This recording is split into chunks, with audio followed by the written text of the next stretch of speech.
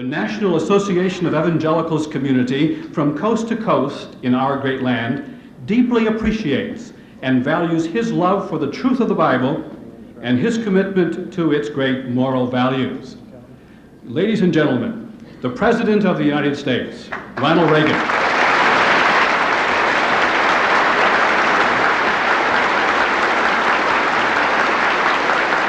Thank you.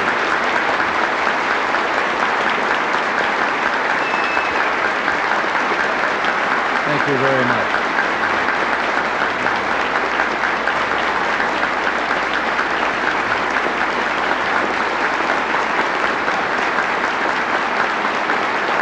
Thank you very much.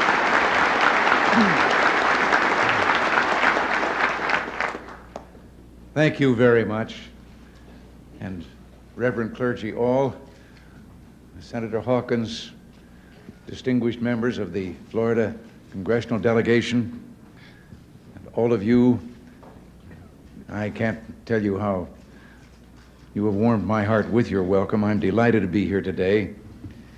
Those of you in the National Association of Evangelicals are known for your spiritual and humanitarian work, and I would be especially remiss if I didn't discharge right now one personal debt of gratitude. Thank you for your prayers. Nancy and I have felt their presence many times in many ways, and believe me, for us they've made all the difference. The other day in the East Room of the White House at a meeting there, someone asked me whether I was aware of all the people out there who were praying for the president. And I had to say, yes, I am. I've felt it. I believe in intercessionary prayer.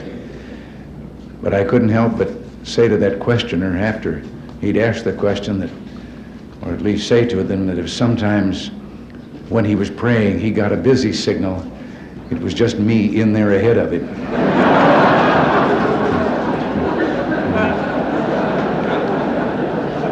I think I understand how Abraham Lincoln felt when he said, "I have been driven many times to my knees by the overwhelming conviction that I had nowhere else to go." From the joy and the good feeling of this conference, I go to a political reception. Now,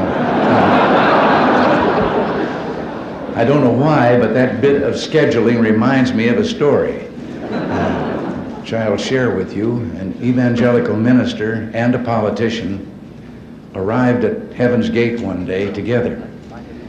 And St. Peter, after doing all the necessary formalities, took them in hand to show them where their quarters would be. And he took them to a small single room with a bed, a chair, and a table, and said this was for the clergyman. And the politician was a little worried about what might be in store for him. And he couldn't believe it then when St. Peter stopped in front of a beautiful mansion with lovely grounds, many servants, and told him that these would be his quarters. And he couldn't help but ask, he said, "But wait, there's something wrong. How do I get this mansion while that good and holy man only gets a single room?" And St. Peter said, "You have to understand how things are up here. We got thousands and thousands of clergy. You're the first politician who ever made it."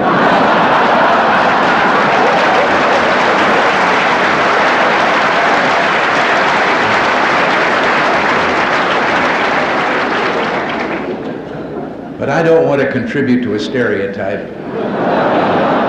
So I tell you, there are a great many God-fearing, dedicated, noble men and women in public life, present company included. And yes, we need your help to keep us ever mindful of the ideas and the principles that brought us into the public arena in the first place. The basis of those ideals and principles is a commitment to freedom, personal liberty, that itself is grounded in the much deeper realization that freedom prospers only where the blessings of God are avidly sought and humbly accepted. The American experiment in democracy rests on this insight. Its discovery was the great triumph of our founding fathers, voiced by William Penn, when he said, "If we will not be governed by God, we must be governed by tyrants." Explaining the inalienable rights of men, Jefferson said, "The God who gave us life gave us liberty at the same time." And it was George Washington who said that of all the dispositions and habits which lead to political prosperity, religion and morality are indispensable supports. And finally, that shrewdest of all observers of American democracy, Alexis de Tocqueville, put it eloquently after he had gone on a search for the secret of America's greatness and genius. And he said, "Not until I went into the churches of America and heard her pulpits aflame with righteousness did I understand the greatness and the genius of America." America is good. And if America ever ceases to be good, America will cease to be great. Well, I'm pleased to...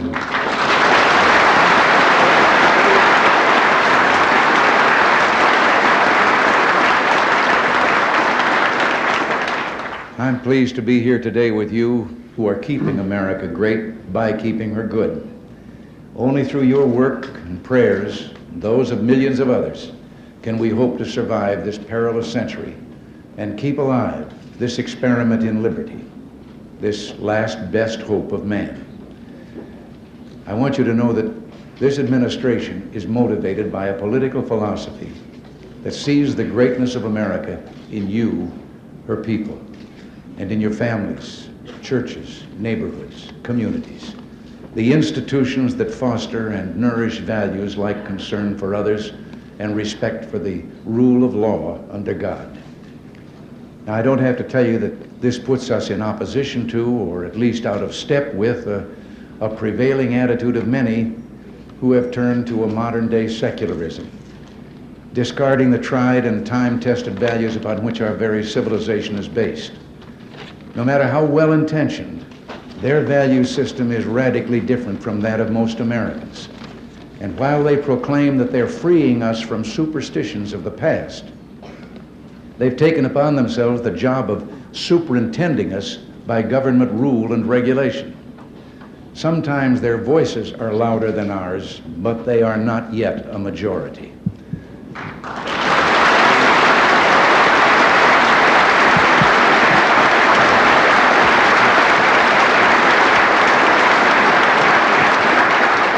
An example of that vocal superiority is evident in the controversy now going on in Washington. Since I've been involved, I've been waiting to hear from the parents of young America. How far are they willing to go in giving to government their prerogatives as parents? Let me state the case as briefly and simply as I can. An organization of citizens sincerely motivated, deeply concerned about the increase in illegitimate births and abortions involving girls well below the age of consent, some time ago established a nationwide network of clinics to offer help to these girls and hopefully alleviate this situation. Now again, let me say, I do not fault their intent. However, in their well-intentioned effort, these clinics have decided to provide advice and birth control drugs and devices to underage girls without the knowledge of their parents. For some years now, the federal government has helped with funds to subsidize these clinics. In providing for this, the Congress decreed that every effort would be made to maximize parental participation. Nevertheless, the drugs and devices are prescribed without getting parental consent or giving notification after they've done so. Girls termed sexually active, and that has replaced the word promiscuous, are given this help in order to prevent illegitimate birth or abortion. Well, we have ordered clinics receiving federal funds to notify the parents such help has been given. One of the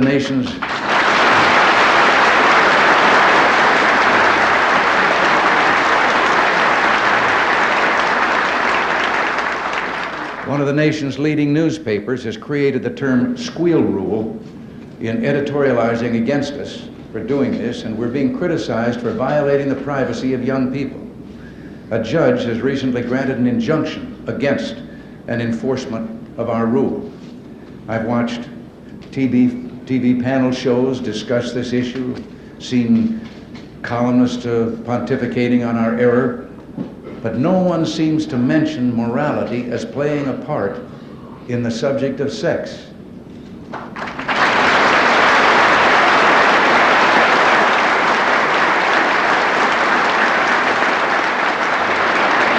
Is all of Judeo-Christian tradition wrong? Are we to believe that something so sacred can be looked upon as a purely physical thing with no potential for emotional and psychological harm? And isn't it the parents' right to give counsel and advice to keep their children from making mistakes that may affect their entire lives?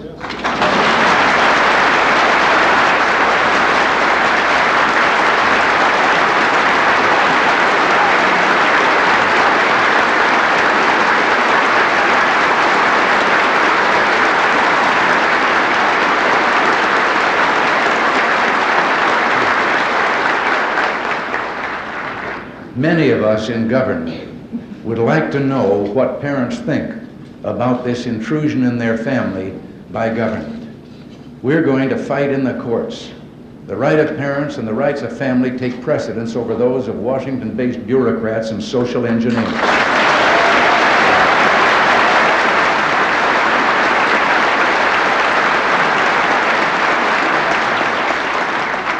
But the fight against parental notification is really only one example of many attempts to water down traditional values and even abrogate the original terms of American democracy.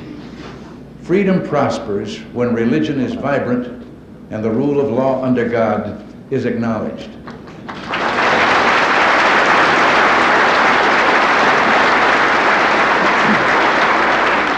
When our founding fathers passed the First Amendment, they sought to protect churches from government interference.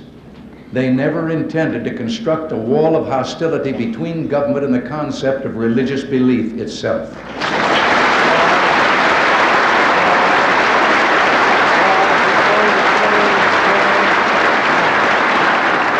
The evidence of this permeates our history and our government. The Declaration of Independence mentions the Supreme Being no less than 4 times. In God we trust is engraved on our coinage. The Supreme Court opens its proceedings with a religious invocation, and the members of Congress open their sessions with a prayer.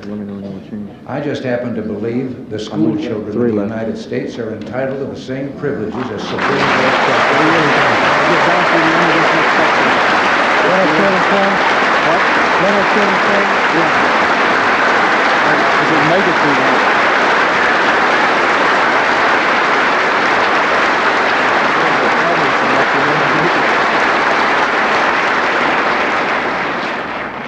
Last year, I sent to Congress a constitutional amendment to restore prayer to public schools. So we'll make that. Already this session, there's growing bipartisan support for the amendment, and I am calling on the Congress to act speedily to pass it and to let our children pray.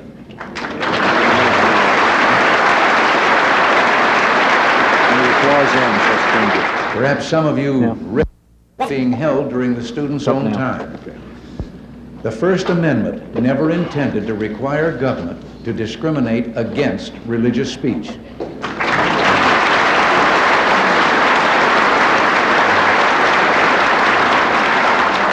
Senators Denton and Hatfield have proposed legislation in the Congress on the whole question of prohibiting discrimination against religious forms of student speech.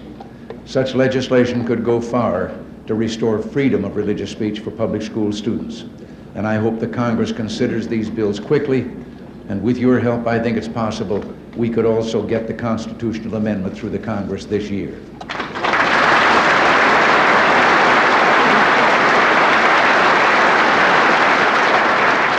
More than a decade ago, a Supreme Court decision literally wiped off the books of 50 states statutes protecting the rights of unborn children.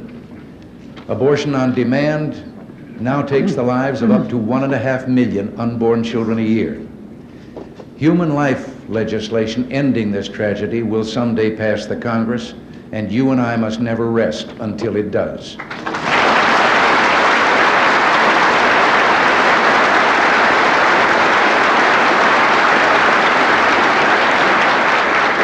unless and until it can be proven that the unborn child is not a living entity, then its right to life, liberty, and the pursuit of happiness must be protected.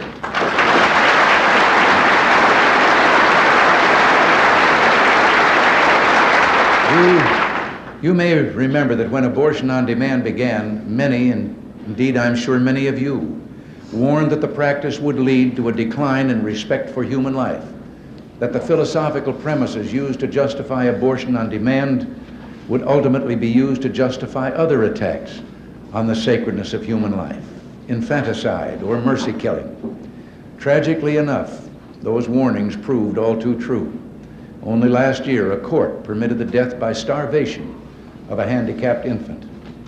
I have directed the Health and Human Services Department to make clear to every health care facility in the United States that the Rehabilitation Act of 1973 protects all handicapped persons against discrimination based on handicaps, including infants.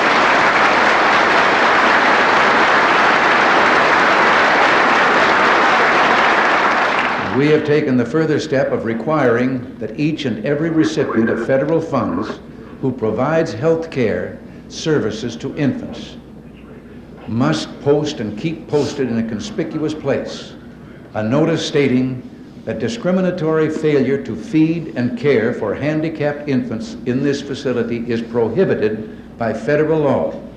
It also lists a 24-hour toll-free number so that nurses and others may report violations in time to save the infant's life.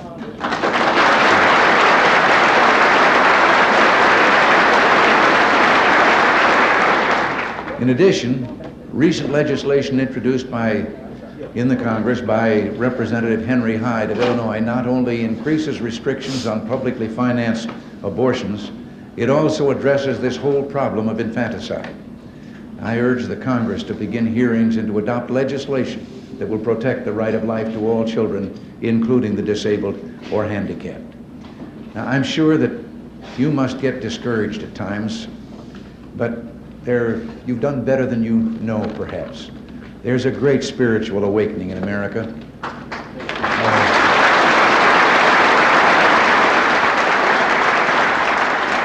A renewal of the traditional values that have been the bedrock of America's goodness and greatness. One recent survey by a Washington-based research council concluded that Americans were far more religious than the people of other nations. 95% of those surveyed expressed a belief in God, and a huge majority believed the Ten Commandments had real meaning in their lives. And another study has found that an overwhelming majority of Americans disapprove of adultery, teenage sex, pornography, abortion, and hard drugs. And this same study showed a deep reverence for the importance of family ties and religious belief.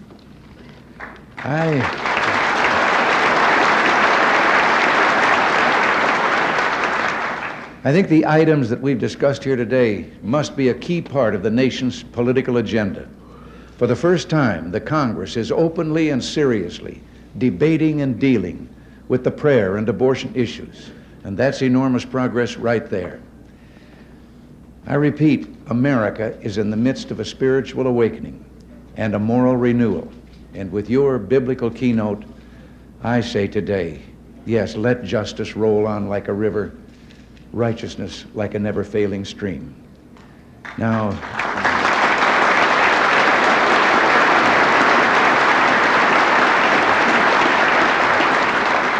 obviously, much of this new political and social consensus I've talked about is based on a positive view of American history, one that takes pride in our country's accomplishments and record. But we must never forget that no government schemes are going to perfect man. We know that living in this world means dealing with what philosophers would call the phenomenology of evil, or as theologians would put it, the doctrine of sin. There is sin and evil in the world, and we're enjoined by Scripture and the Lord Jesus to oppose it with all our might. Our nation, too, has a legacy of evil with which it must deal. The glory of this land has been its capacity for transcending the moral evils of our past.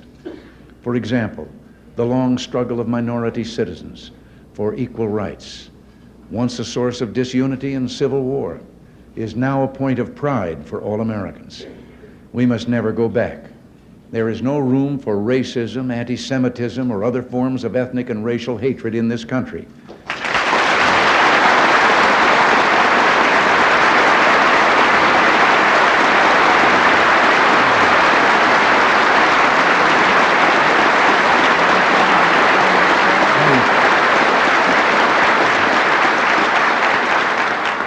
I know that you've been horrified, as have I, by the resurgence of some hate groups preaching bigotry and prejudice.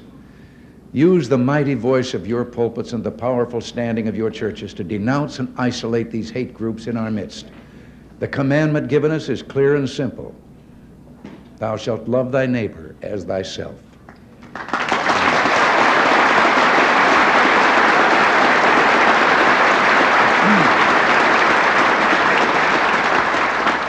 But whatever sad episodes exist in our past, any objective observer must hold a positive view of American history, a history that has been the story of hopes fulfilled and dreams made into reality. Especially in this century, America has kept alight the torch of freedom, but not just for ourselves, but for millions of others around the world. And this brings me to my final point today. During my first press conference as president, in answer to a direct question, I pointed out that as good Marxist-Leninists, the Soviet leaders have openly and publicly declared that the only morality they recognize is that which will further their cause, which is world revolution.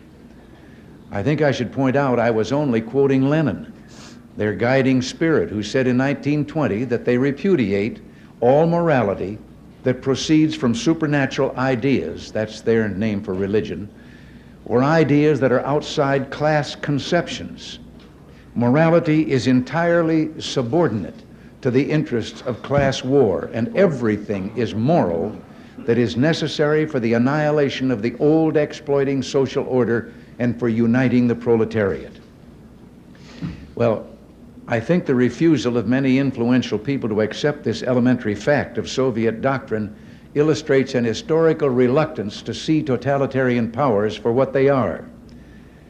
We saw this phenomenon in the 1930s. We see it too often today.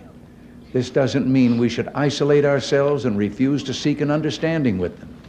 I intend to do everything I can to persuade them of our peaceful intent, to remind them that it was the West that refused to use its nuclear monopoly in the 40s and 50s for territorial gain, and which now proposes 50% cut in strategic ballistic missiles and the elimination of an entire class of land-based intermediate-range nuclear missiles.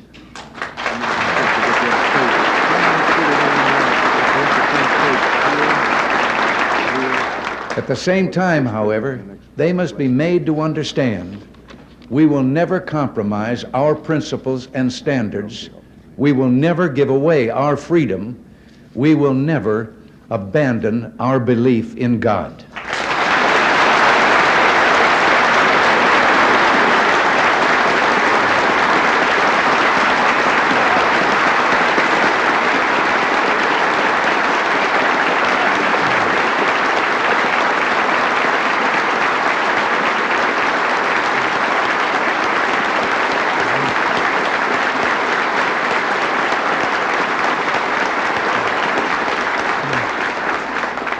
And we will never stop searching for a genuine peace.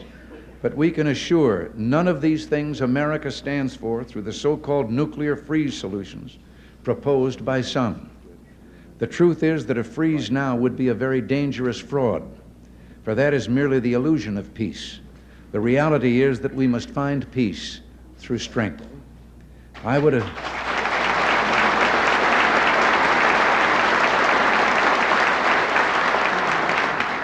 would agree to a freeze if only we could freeze the Soviets' global desires.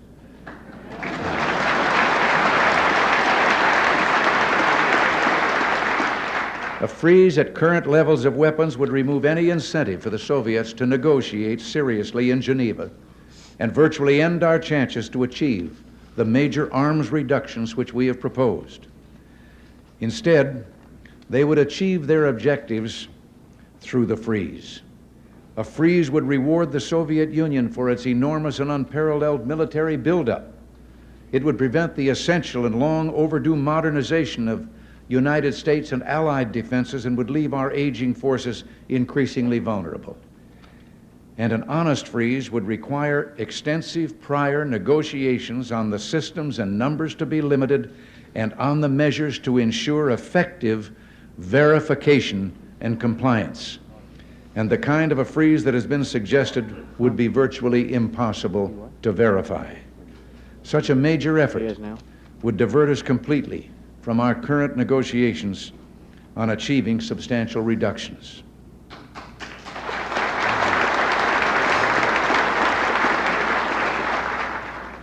A number of years ago, I heard a young father, a very prominent young man in the entertainment world, addressing a tremendous gathering in California.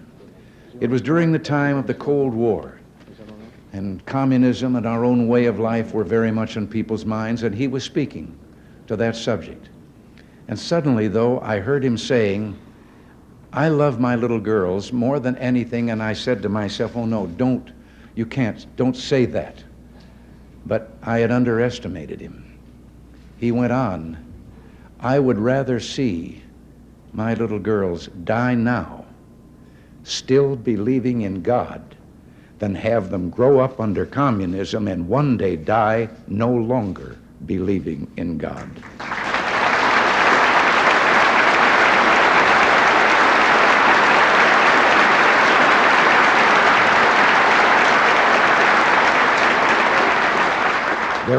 There were thousands of young people in that audience. They came to their feet with shouts of joy. They had instantly recognized the profound truth in what he had said with regard to the physical and the soul and what was truly important. Yes, let us pray for the salvation of all of those who live in that totalitarian darkness. Pray they will discover the joy of knowing God. But until they do, let us be aware that while they preach the supremacy of the state, declare its omnipotence over individual man, and predict its eventual domination of all peoples on the earth, they are the focus of evil in the modern world. It was C.S. Lewis who, in his unforgettable Screwtape letters, wrote, "The greatest evil is not done now in those sordid dens of crime that Dickens loved to paint. It is not even done in concentration camps and labor camps. In those, we see its final result. But it is conceived and ordered, moved, seconded, carried, and minuted in clear, carpeted, warmed, and well-lighted offices by quiet men with white collars and cut fingernails and smooth-shaven cheeks who do not need to raise their voice." Well, because these quiet men do not raise their voices, because they sometimes speak in soothing tones of brotherhood and peace, because like other dictators before them, they're always making their final territorial demand, some would have us accept them at their word and accommodate ourselves to their aggressive impulses. But if history teaches anything, it teaches that simple-minded appeasement or wishful thinking about our adversaries is folly. It means the betrayal of our past, the squandering of our freedom. So I urge you to speak out against those who would place the United States in a position of military and moral inferiority. You know, I've always believed that old Screwtape reserved his best efforts for those of you in the church.